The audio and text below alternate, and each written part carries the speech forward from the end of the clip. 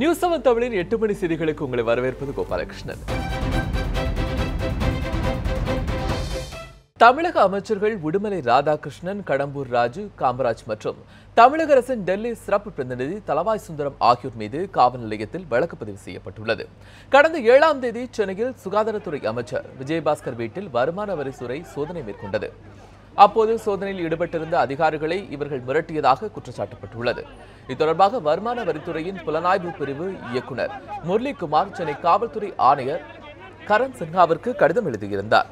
இதையடுத்து அமைச்சர்கள் மீது சென்னை அபிராமபுரம் காவல் நிலையத்தில் வழக்கு பதிவு செய்யப்பட்டுள்ளது. மிரட்டல், பணி செய்ய விடாமல் தடுத்தது உள்ளிட்ட 4 பிரிவுகளின் கீழ் இவர்கள் மீது வழக்கு பதிவு செய்யப்பட்டதாக தெரிகிறது. மேலும் தமிழக அரசின் டெல்லிக்கான சிறப்பு பிரதிநிதி தளவாய் சுந்தரம் மற்றும் அமைச்சர் விஜயபாஸ்கரின் கார் ஓட்டுநர் உதயகுமார் ஆகியோர் மீதும் வழக்கு பதிவு செய்யப்பட்டுள்ளது. அமைச்சர் விஜயபாஸ்கர் மற்றும் எம்ஜிஆர் பல்கலைக்கழகத்தின் துணைவேந்தர் கீதாலட்சுமி ஆகியோர் வரும் திங்கட்கிழமை மீண்டும் நேரில் ஆஜராக வருமான வரித்துறை உத்தரவிட்டுள்ளது. தமிழக சுகாதாரத்துறை அமைச்சர் விஜயபாஸ்கர், முன்னாள் எம்பி சிட்லப்பாக்கம் ராஜேந்திரன், சமத்துவ மக்கள் கட்சியின் தலைவர் சரத்குமார் மற்றும் எம்ஜிஆர் மருத்துவ பல்கலைக்கழகத்தின் துணைவேந்தர் கீதாலட்சுமி ஆகியோர் இல்லங்களில் கடந்த 7ஆம் தேதி வருமான வரித்துறை அதிகாரிகள் சோதனை நடத்தினர். இதைத் தொடர்ந்து நுங்கம்பாக்கத்தில் உள்ள வருமான வரி புலனாய்வு பிரிவு இயக்குநர் அலுவலகத்தில் நேரில் ஆஜராக அனைவருக்கும் வருமான வரித்துறை சம்மன் அனுப்பியது. இதையடுத்து அனைவரும் வருமான வரித்துறை புலனாய்வு பிரிவு இயக்குநரகத்தில் நேரில் ஆஜராகி விளக்கமளித்தனர். அமைச்சர் விஜயபாஸ்கர் மற்றும் கீதாலட்சுமியை இன்று மீண்டும் நேரில் ஆஜராக வருமான வரித்துறை உத்தரவிட்டது. இருவரும் கால அவகாசம் கேட்டதால் இருவரையும் வரும் திங்கட்கிழமை ஆஜராக வருமான வரித்துறை உத்தரவிட்டுள்ளது. திரைப்பட இயக்குனர் பாரதி ராஜாவின் திரைப்பட பயிற்சி கல்லூரியை நடிகர் ரஜினிகாந்த் சென்னையில் தொடங்கி வைத்தார். சென்னை தேனாம்பேட்டையில் இந்த தொடக்க விழா நிகழ்ச்சி நடைபெற்றது.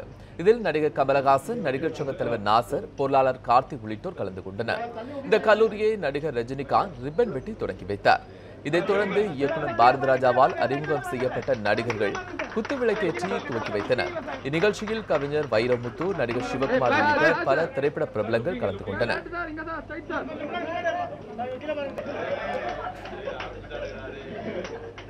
டெல்லியில் 32வது நாளாக நடைபெற்ற விவசாயிகள் போராட்டத்தில் தமிழக விவசாயிகள் சேலை கட்டி நூதன போராட்டத்தில் ஈடுபட்டனர். வங்கிக் கடன்கள் தள்ளுபடி, காவிரி மேலாண்மை வாரியம் அமைப்பது உள்ளிட்ட பல்வேறு கோரிக்கைகளை வலியுறுத்தி டெல்லி ஜந்தர் மந்தர் பகுதியில் தமிழக விவசாயிகள் போராட்டத்தில் ஈடுபட்டுள்ளனர். இதற்கு உத்தரப்பிரதேசம், பஞ்சாப் உள்ளிட்ட மாநிலங்களில் விவசாயிகள் ஆதரவு தெரிவித்துள்ளனர்.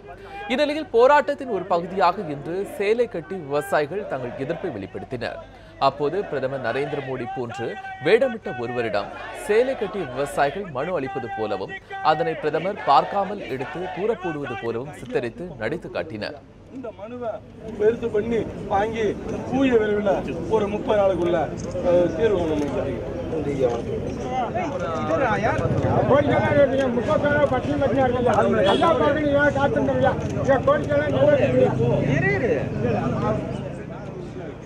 தங்கள் கோரிக்கை நிறைவேறும் வரை போராட்டம் தொடரும் என்றும் 2 நாட்களாகி போராட்டம் குறித்து மத்திய மாநில அரசுகள் நடவடிக்கை எடுக்கவில்லை என்றும் குற்றம் சாட்டினர்.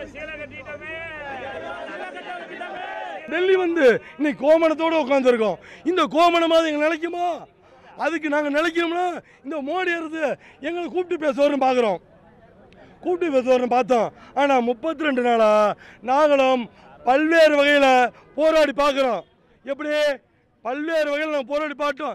எந்த வகையிலும் எங்களை மோடி சந்திக்கல. அதனால் பெண்கள் வேடம் அணிந்து வந்தாலாவது மோடி எங்களை கூப்பிட்டு பேசுவாரா அப்படிங்கிறதுனால இன்னைக்கு பெண்கள் வேடம் அணிந்து சேலை அணிந்து போராட்டம் நடத்தி கொண்டிருக்கோம். விவசாயிகள் போராட்டம் ஓங்குங்க. எத்தனை நாட்கள் என்றாலும் உயிர் இருக்கும் வரை கோரிக்கைகளுக்காக தலைநகர் டெல்லியில் போராட்டம் தொடரும் என்று தென்னிந்திய நதிகள் இணைப்பு சங்க தலைவர் ஐயா கண்ணு கூறியுள்ளார். இன்று விவசாயிகள் சேலை கட்டி நடத்திய போராட்டம் குறித்து அவருடன் நமது செய்தியாளர் சரோஜ் கணபத்தர் மேற்கொண்ட கலந்துரையாடலை தற்போது பார்க்கலாம். பாராளுமன்றம் நடந்து கொண்டிருக்கும் போதாவது மத்திய அரசு இங்கு நடைபெறும் போராட்டங்களை ஓரளவுக்கு செவிசுவைக்கும். ஆனால் இப்போது பாராளுமன்றமும் முடிந்துவிட்டது. உங்களுடைய போராட்டம் தினந்தோறும் நடந்து கொண்டிருக்கிறது. வறட்சி உங்களுக்கு பல்வேறு வகையான நீங்கள் போராட்டத்தை நடத்தியிருக்கிறீர்கள். இன்னும் மத்திய அரசிடமிருந்து என்ன எதிர்பார்க்க முடியும் என்று எதிர்பார்க்கிறீர்கள்? ஐயா, நாங்கள் இந்த நாட்டினுடைய குடிமக்கள். இது ஜனநாயக நாடு. சர்வாதிகார நாடு அல்ல. ஜனநாயக நாட்டில் குடிமக்களை பார்க்க வேண்டிய கடமை பிரதம மந்திரிக்கும் முதலமைச்சருக்கும் உள்ளது. நாங்கள் பிரதம மந்திரியை பார்த்து எங்களுடைய கோரிக்கைகளை வைக்க டெல்லிக்கு வந்திருக்கிறோம். இன்றைக்கு 32 நாட்களாக ஜந்தர் மந்தரில் நடு ரோட்டில் உக்காந்துருக்கோம், படுத்திருக்கோம், தூங்குகிறோம், சோறு தின்னுட்டு இங்கேயே படுத்திருக்கோம். இங்கே எங்களுக்கு மலஜலம் கழிக்க கூட ராத்திரி 10 மணிலேருந்து காலை 6 மணி வரலையும் கிடையாது, இடம் கிடையாது, தண்ணி கிடையாது. வேணும்னே தண்ணியை விட மாட்டேங்கிறாங்க. எங்களை போலீஸாரை விட்டு மிரட்டுறாங்க. இப்போ நீங்கள் வந்து இதை விட்டு போகலைன்னா யாராவது கழுத்தை அறுத்து போட்டு நீங்கள் கொலை பண்ணிடுவீங்கன்னு சொல்லி மிரட்டிகிட்டு இருக்காங்க. இந்த காலகட்டத்தில் நாங்கள் போராடுவது எங்களுக்காக மட்டுமல்ல, தமிழக விவசாயிகளுக்காக மட்டுமல்ல, இந்தியாவில் இருக்க எல்லா விவசாயம் வாங்கிய கடனை தள்ளுபடி செய்ய வேண்டும் போராடுகிறோம். விவசாயிகளை பிரதம மந்திரி பார்க்க மறுக்கிறார். விவசாய உடையிலே சென்றால் பார்க்க மாட்டார், லங்கோட்டில் செஞ்சால் பார்க்க மாட்டார்னு இன்றைக்கு எல்லாம் ஒரு 10 விவசாயிகள் 9 பேரும் எல்லாம் பெண்கள் போல் வேடமணிந்து போனாலும் விட்டுருவாங்களோ என்னமோ ஒரு நம்பிக்கையில் எல்லாம் ஊர்வலமாக போனாங்க. காவல்துறை மறித்து அவங்களை கூட அங்கே உட்கார வச்சிருச்சு. நாளைக்கு இந்த பெண்களெல்லாம் எங்கள் கிராமம் இன்றைக்கி தமிழ்நாட்டில் இன்றைக்கி வருஷப்பிறப்பு மாதப்பிறப்பு சிறந்து விளங்குகின்ற. நேற்று கூட ஒரு விவசாயி மருந்து கொடுத்து வச்சு தகவல் பண்ணிட்டாம்லாம். அதனால் விவசாயிகள் நாளைக்கு தாலி அறுக்கும் போராட்டம் வைத்து இங்கே பெரிய காலையிலேருந்து சாயந்தரம் ஒப்பார வச்சு அழுவுன்னு அழுது மோடி அவர்களே பாருங்கள், தமிழகத்தில் விவசாயி எல்லாம் இன்றைக்கி எல்லாம் பொண்டாட்டியெல்லாம் தாலி அறுத்துட்டு உட்காந்துருக்கா. அவ்வளோ பேர் எங்களுக்கு நியாயம் வழங்குகள் என்று நாளை போராட்டம் எங்களுக்கு இருக்கிறது. இன்னும் 1000 நாள் இருந்தாலும் சரி எங்களது போராட்டம் டெய்லி நடக்கும், டெய்லியும் போராடுவோம், வெற்றி பெறுவோம், இல்லாட்டி இங்கேயே வீர மரணம். டெல்லி ஜந்தர் மந்தரில் போராட்டம் நடத்தி வரும் தமிழக விவசாயிகளை அமெரிக்க வாழ் இந்திய சுவாமி ராஜரிஷி சிவா சந்தித்து ஆதரவு தெரிவித்தார். தமிழகத்தை பூர்வீகமாக கொண்ட அவர் அமெரிக்கா அருகே டொமினியன் என்ற தீவில் வசித்து வருகிறார். இந்தியா வந்துள்ள அவர் டெல்லியில் போராடி வரும் விவசாயிகளை நேரில் சந்தித்து ஆதரவு தெரிவித்தார். அப்போது செய்தியாளர்களிடம் பேசிய அவர் அனைவருக்கும் உணவளிக்கும் விவசாயிகளை பிரதமர் சந்திக்க மறுப்பது தவறு என்று குற்றம் சாட்டினார். தான் பிரதமரிடம் விவசாயிகளை அழைத்து செல்வீங்க என்று கூறிய சுவாமி ராஜரிஷி சிவா இல்லை என்றால் அமெரிக்க அதிபரிடம் இந்த விவகாரத்தை எடுத்து செல்வேன் என்றும் தெரிவித்தார். நல்வாழ்வுக்கு முதல் தேவை சாப்பாடு தான். இப்போ நானாகவே தான் வந்தேன். இது யாரும் எனக்கு அழைப்புடலை, இது யாரையுமே உங்களெல்லாம் தெரியாது. ஆனாலும் ஒரு குடும்பம், நம்மளோட குடும்பம், ஒரு விவசாய குடும்பம் வந்து இந்த மாதிரி போராட்டம் பண்ணிட்டு இருக்காங்க. இன்றைக்கி தினந்தோறும் உங்களுக்கு ஒரு சாப்பாடு, உங்களோட உணவு, உங்களுக்கு பொருள் தேவைப்படுதுன்னு சொன்னால் இவங்கெல்லாம் இன்றைக்கி உழைக்கலைன்னு சொன்னால் நமக்கு எந்த பொருளுமே கிடைக்காது. இன்றைக்கி மற்ற விஷயத்துக்கெல்லாம் நம்ம வந்து குரல் கொடுக்கறதுக்கு தாராளமாக ஒரு இடத்த நோக்கி போயிட்டுருக்கோம். உங்களுக்கு சாப்பாடு தான் முதல் தேவை. உங்கள் உடம்புக்கு ஆரோக்கியத்துக்கு, உங்கள் நலத்துக்கு, உங்கள் நல்வாழ்வுக்கு முதல் தேவை சாப்பாடு தான். அந்த சாப்பாடு தயாரிக்கிற விவசாயிகளோட குரோத்துக்கு அவங்க இன்ஃப்ராஸ்ட்ரக்சர்ஸ் என்ன கேட்குறாங்களோ, அவங்க கடன் தள்ளுபடி என்ன கேட்குறாங்களோ, இதுக்கு நம்ம குரல் கொடுக்காம வேற எதுக்கு நம்ம இங்கே இருக்கணும் சொல்லுங்கள்? அதுதான் முதல் நோக்கம். யாரை வேணாலும் சந்திப்பேன். இது பிரதம மந்திரி. This is not a national problem, it's an international problem. The farmers should not suffer. சாமலாபுரத்தில் போராட்டத்தின் போது பெண்கள் தாக்கப்பட்ட சம்பவம் தொடர்பாக முறையாக விசாரணை நடத்தப்படவில்லை என்று பொதுமக்கள் குற்றம் சாட்டியுள்ளனர். திருப்பூர் மாவட்டம் சாமலாபுரத்தில் மது ஒழிப்பிற்கான போராட்டம் நடைபெற்ற போது அங்கிருந்த காவல்துறை கூடுதல் கண்காணிப்பாளர் பாண்டியராஜன் பெண்கள் மீது கொடூர தாக்குதல் நடத்தினார். ஊடகங்களில் வெளியான இந்த காட்சிகள் பெரும் அதிர்ச்சியை ஏற்படுத்தியது. இந்த சம்பவம் குறித்து விசாரணை நடத்த உச்சநீதிமன்றம் உத்தரவிட்டிருந்த நிலையில் இதையடுத்து கோவை மாவட்ட காவல் கண்காணிப்பாளர் ரம்யா பாரதி சாமலாபுரத்தில் சம்பவம் நடந்த இடங்களில் விசாரணை மேற்கொண்டார். இந்த விசாரணையின் போது காவல் கண்காணிப்பாளர் பாதிக்கப்பட்ட மக்களிடம் விசாரணை நடத்தாமல் ஒருதலை பட்சமாக செயல்படுவதாக அப்பகுதி மக்கள் குற்றம் சாட்டினர். மேலும் அப்பகுதியில் உள்ள கடைகளில் பதிவான சிசிடிவி காட்சிகளை யாருக்கும் வழங்கக்கூடாது எனவும் சிலவற்றை அழித்திடும் செயல்களிலும் ஈடுபட்டு வருவதாக அப்பகுதி மக்கள் குற்றம் சாட்டி வருகின்றனர். எனவே இந்த விசாரணையை மாவட்ட ஆட்சியர், கோட்டாட்சியர் தலைமையில் நேர்மையாக நடத்திட வேண்டும் என்றும் அவர்கள் கோரிக்கை விடுத்தனர். கோவை மாவட்ட எஸ்பி அவர்கள் வந்து விசாரணைக்கு வந்திருக்காங்க. வந்துட்டு அங்கே பார்த்தீங்கன்னா இங்கே இருக்கிற சிசிடிவி கேமராவில் வந்து எல்லா பதிவும் ஆயிருக்குன்னு தெரிஞ்சு அவங்களுக்கு தெரியும். அதை அவங்க வந்துட்டு ஃபுட்டேஜ் அதனோட காப்பி அவங்க எடுத்துகிட்டு அந்த இருக்கிறதெல்லாம் டெலீட் பண்ணிவிட்டு இங்கே இருக்கிற மக்களை நியாயமாக நேர்மையாக வந்து விசாரிக்காமல் சும்மா பேருக்கு மட்டும் ஒரு விசாரணை நடத்திட்டு அவங்கள வந்து ஒரு மிரட்டுற மாதிரி சொல்லிட்டு போய்க்கிறாங்க. தமிழ் புத்தாண்டையொட்டி திருப்பதி ஏழுமலையான் கோவிலில் வழிபாட்டிற்காக பக்தர்கள் கூட்டம் அலைமோதியது. இலவச தரிசனம் செய்ய வைகுண்டத்தில் உள்ள 31 அறைகள் நிரம்பி வெளியே காத்திருந்த 10 மணி நேரத்திற்கு பிறகு சுவாமி தரிசனம் செய்து வருகின்றனர்.